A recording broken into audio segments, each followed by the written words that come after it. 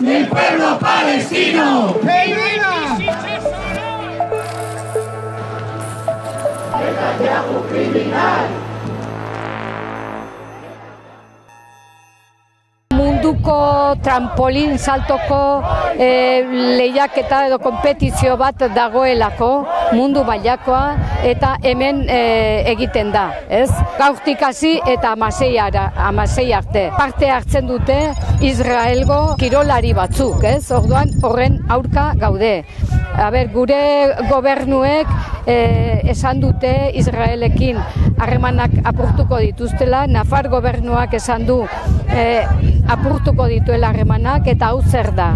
Hau da emaitza, orduan zer egiten ari gara.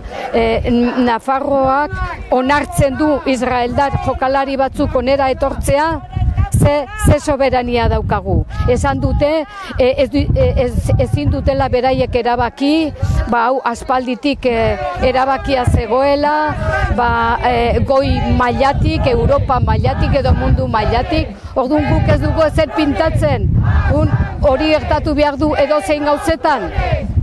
Horren aurka gaude, ez? Israelen kirol hauetan eta denetan parte hartzearen aurka. Ez hauetan eta ez beste batzuetan. Ezin dute parte hartu genozidioaren aurpegia zuritzen ari direlako. Kolonoa! Kanpora!